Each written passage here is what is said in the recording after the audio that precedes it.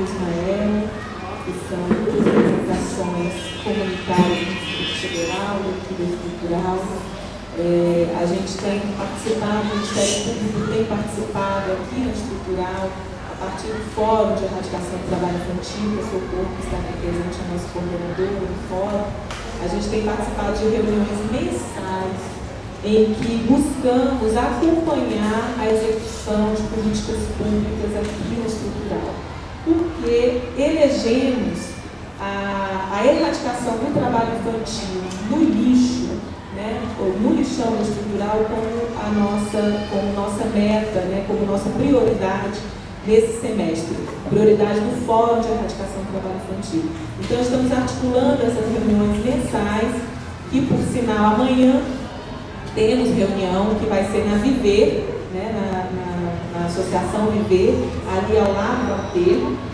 E nessas reuniões, a partir dessas reuniões, a gente tem conhecido melhor, né, a realidade da Estrutural. A Estrutural vive hoje um momento histórico, né, de possibilidades imensas de transformação, mas essas imensas possibilidades de transformação necessitam dessa articulação mesmo comunitária, desse acompanhamento da própria comunidade, né, da comunidade assumir esse papel protagonista dos seus próprios direitos, porque, assim, temos muita verba destinada à Estrutural hoje. Temos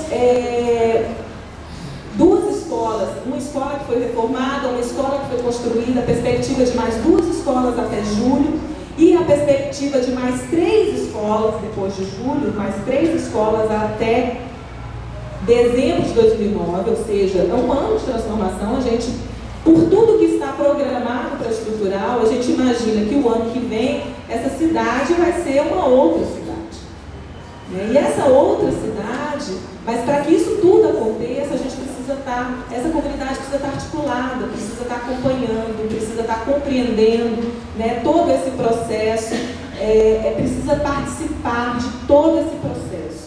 Né? E essa participação eu penso que é fundamental, e eu vejo nessa audiência pública um momento desse, de diálogo, de participação, né? Em que essa comunidade busca, e aí busca através da Câmara Legislativa, porque a deputada Érica Cocai, ela tem sido esse instrumento a partir do Poder Legislativo de articulação comunitária.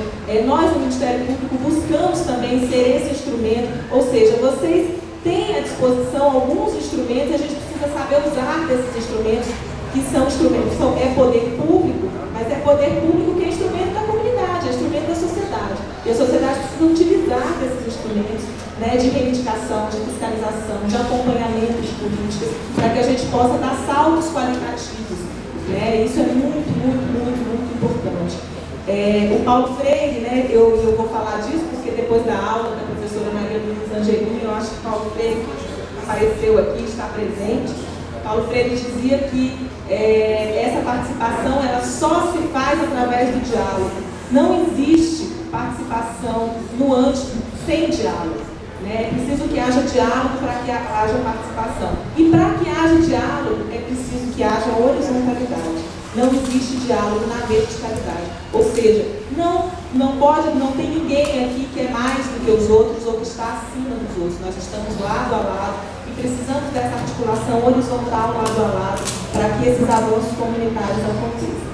Então, a primeira coisa que em relação à educação de jovens e adultos, a minha participação aqui como promotora da infância e juventude se deve à nossa preocupação com as políticas públicas nesse momento na Estrutural, pela participação no Fórum de Erradicação do Trabalho Infantil, mas também pela necessidade de potencialização das famílias e a participação dessas famílias, o usufruto dessas famílias do seu direito à educação, na própria garantia dos direitos de crianças e adolescentes. Garantia dos direitos de crianças e adolescentes dependem de políticas públicas não só voltadas diretamente para essas crianças e adolescentes, mas também para as suas famílias. E quando a gente fala de educação de jovens e adultos, a gente fala de adolescentes e fala também das famílias dessas crianças e adolescentes.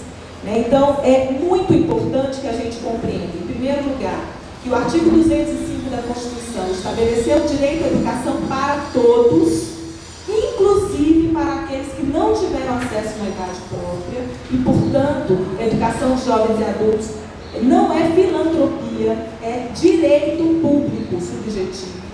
E quando se fala de direito fundamental, de ensino fundamental, é direito porque é direito público subjetivo, é direito público subjetivo também para aqueles que não tiveram acesso por algum motivo na idade própria. Tá? Então, isso é muito importante. Todos os acessórios a esse direito fundamental, ao direito ao ensino fundamental, precisam estar presentes também na educação de jovens e adultos, que o professor Nazaré. Isso é muito importante, porque assim, criança e adolescente é prioridade absoluta? É prioridade absoluta. Mas na educação de jovens e adultos, ela é ensino fundamental. E como ensino fundamental, é direito público subjetivo, cujos acessórios a esse direito, ou seja, direito à alimentação, material escolar e etc., acompanham o direito fundamental, ao direito ao ensino fundamental. Então, assim, a educação de jovens e adultos não deve ser vista como um extra, né, uma política pública que vai ser implementada quando der, se der. Não. Educação de jovens e adultos é direito fundamental. Isso a gente precisa construir uma política pública que implemente essa educação dessa forma, como a Constituição estabelece. Tá? Então, assim, realmente nós precisamos de lei. Então, realmente, como a professora Maria Luísa Angelini disse, não precisamos mais de lei, precisamos de cumprimento da lei. Precisamos de conscientização da execução dessas políticas públicas, da força dessas leis. E precisamos que a comunidade, aí eu acho muito importante, precisamos que nós, comunidade, nos conscientizemos dessas leis e passemos a exigir dessas leis, não como um favor, que a gente tem que estar a cada inauguração de escola, muito obrigada, não. Não é muito obrigada. É direito. A escola é direito de vocês e o Estado cumprir com a sua tarefa de dar às escolas. É dever do Estado dar às escolas.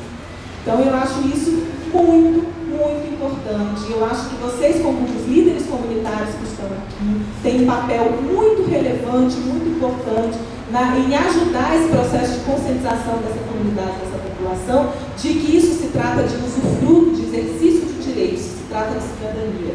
É direito fundamental, nós precisamos disso desde que nascemos.